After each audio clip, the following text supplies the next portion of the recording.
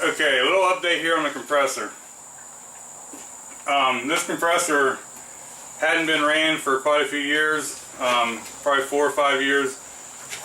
We had in the garage in Cleveland, and it had burned either a run or a start capacitor, and we had another compressor, so we just put it in a spot and moved this out of the way. Well, I brought it down here and I put start and run capacitors in it, and it still just wouldn't run right. So I pulled the motor apart, and some people on YouTube commented and advised me that that motor is pretty much shot. The starting switch in the end was burned up and stuff. The starting winding was getting burnt. So when I made that video, vwdarrin saw it, which is a great guy. He had this motor sitting here, or sitting in his house, and he didn't need it, so he offered to send it to me if I paid shipping, which I thought that was a very good deal. Now, Hans, thank you. You made the box to ship this thing to me, so I appreciate that very much. Andrea, I really appreciate you going out of your way to get this into the post office and get it to me. I really appreciate that. vwdarrin, like I say, thank you very much. You don't know how much this compressor motor helped right now. But as you can see, I still don't have it all completely finished up. There was a box here that was on the side of it, and the compressor got knocked over, or the old compressor got knocked over with this motor on it, and I presume bent the box up a little bit. So I need to straighten this a little bit and make a cover for it and get the rest of my electrical tidied up. I don't know why whoever wired this box, this red one, is just a ground, so I need to get it on there. But now, this motor seems to do alright on this compressor. Here, let's try her out.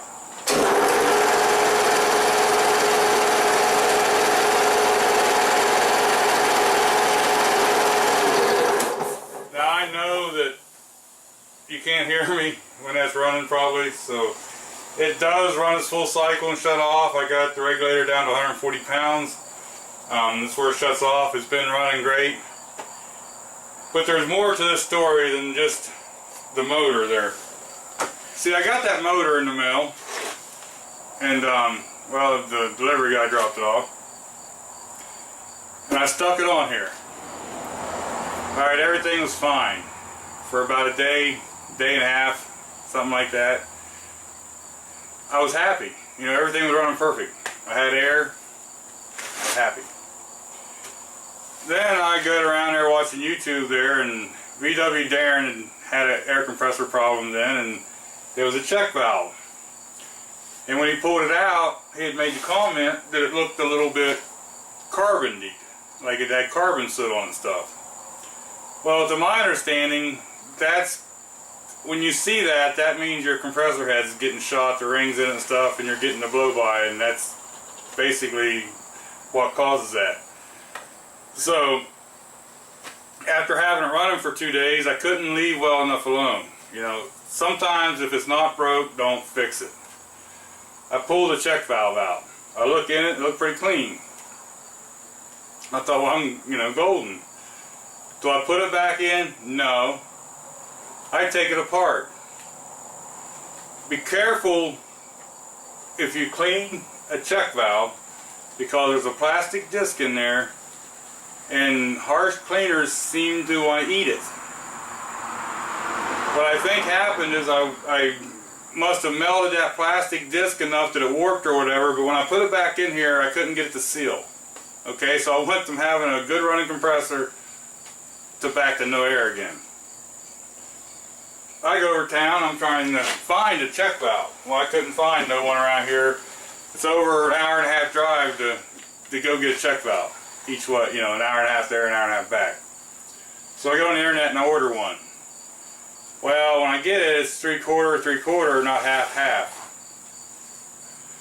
So I just get on there and order another one. They're cheap. I think it was $15 or something. I ordered another one.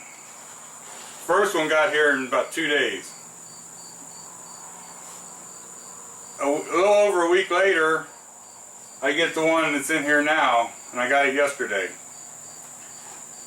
So I looked on tracking, and that thing has been all over the country, everywhere but here. It's been missent, sent back, resent. So anyway, I finally got here. I got it all put together, and now the compressor works fine again. It's not broke, don't fix it, but I got to do something here with these. I got to tidy the wires up and make them so they're not bouncing around and stuff. I put a brand new air filter in it and stuff, so the one other thing I do want to do is I need to change the oil in the compressor.